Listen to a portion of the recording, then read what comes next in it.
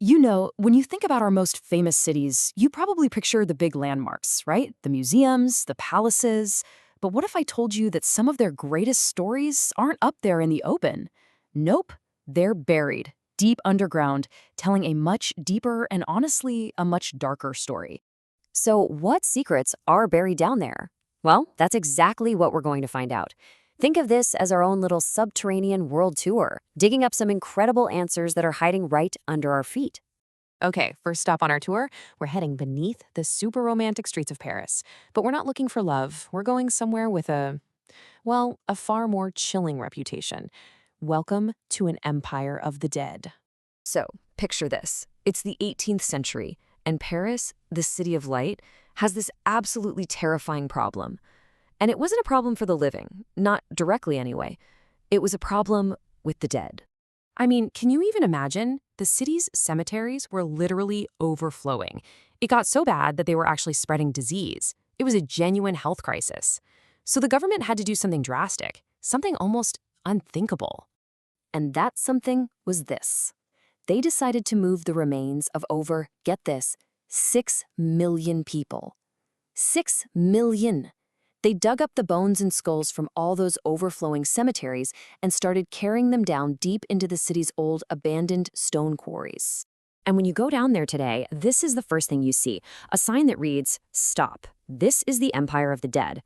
Talk about chilling, right? It's not just a warning, it's a full-on declaration. And they didn't just, dump the bones down there. They were actually arranged, lining the walls in these really macabre but strangely artful patterns. The scale of this place is it's hard to wrap your head around. We're talking about a labyrinth that's over 200 miles long. Think about that. It's a city of bones right underneath the city of light. It's this incredible kind of grim statement about urban survival, right? They repurposed the very foundations of Paris to solve a deadly crisis. And yeah, it is so vast that people who wander off into the unauthorized sections, well, they can and do get dangerously lost. All right, so from that Empire of the Dead, our journey is now going to take us east to Istanbul. And here, the secret that's hidden underground, well, it's not about death. It's about life, it's about water, and a really ancient lingering mystery. Okay, just quiet down for a second. Can you almost hear it? That constant drip, drip, drip of water echoing through this huge, cavernous space. This is the Basilica Cistern. It's an ancient underground water reservoir, and it's so big they call it a sunken palace. It's held up by 336 marble columns, and get this, a lot of them were just salvaged from old Roman temples. The whole atmosphere is just incredibly mysterious. But amongst all this ancient, beautiful gloom, the cistern is hiding a really fascinating puzzle. It's tucked away in a dark corner right at the bottom of two of these massive pillars. What you find are these huge carved heads of the Greek monster Medusa. But here's the weird part. One is on its side, and the other one is completely upside down. So what's the deal? Was it just a simple, practical thing, like, hey, these blocks are the right size to prop up the columns, let's use them? Or was it something deeper, a belief, maybe that by turning her head you could neutralize Medusa's deadly stone gaze? To this day, historians still argue about it. It just leaves you wondering what those ancient builders were really thinking. So, from one former Roman capital to, well, the original one, our next stop is Rome. And this is a city where that old saying, Rome wasn't built in a day, takes on a whole new literal meaning, because you realize just how much of it is built right on top of itself. Oh, I absolutely love this analogy.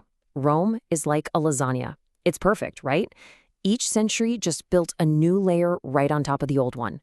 It means Rome isn't just a city, it's a stack of cities. If you want to find ancient Rome, you can't just look around, you have to dig down. Okay, a perfect example. Emperor Nero's infamous Golden House.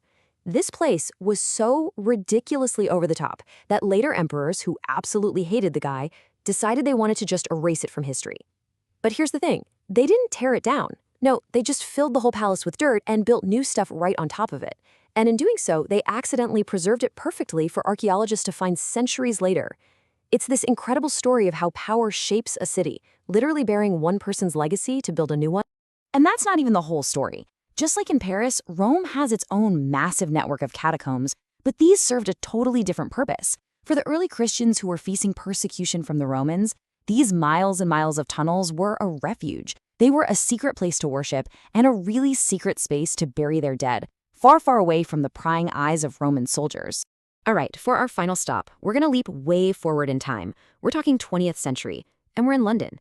And this just proves that building these secret underground worlds isn't just some ancient practice. Sometimes it's a modern necessity for survival. Think about World War II. As bombs were just raining down on London day after day, the entire British war effort was being directed from this secret bunker, the Churchill War Rooms. It was a completely self-sufficient command center, hidden right under the streets of Westminster. Just try to picture the contrast here. It's absolutely stark.